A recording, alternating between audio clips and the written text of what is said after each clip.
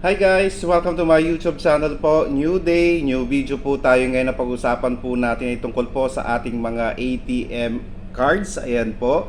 Lalong-lalo po sa ating mga SSS pensioners po na hindi po nati-check kung kailan po mag-expire ang kanilang mga ATM cards. Ngayon, ang nangyari po pag sila po ay kukuha ng kanilang pension, hindi nila napansin na expired na po pala kaya hindi po sila makakuha ng kanilang pension.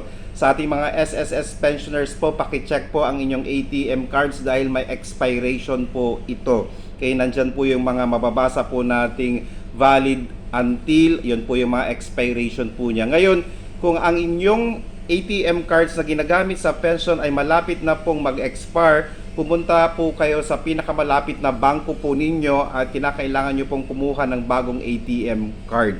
Hindi nyo na po kailangan pumunta ng SSS para i-inform po sila dahil same account naman po tayo, ang papalitan lang po nila sa inyo ay ang inyong ATM card.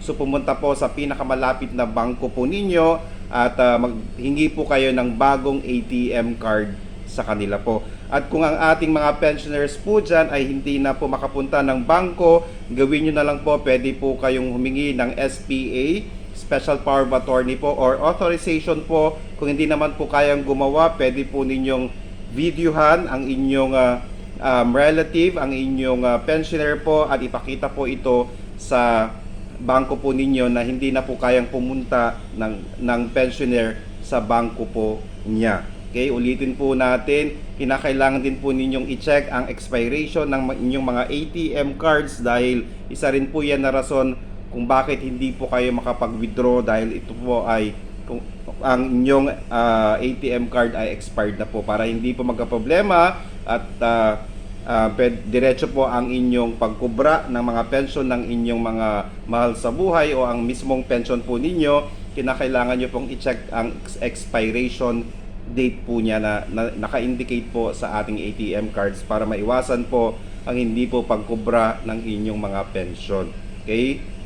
Kahit wag na po kayong pumunta sa SSS, pumunta na lang po kayo sa pinakamalapit na bangko po ninyo at kumuha po ng bagong ATM card bago po ito mag-expire po. Okay? Sana po nakatulong po ako. Please do not forget to subscribe, like, and share para po lagi po kayong updated sa ating mga videos. Maraming salamat po and stay safe. Bye-bye!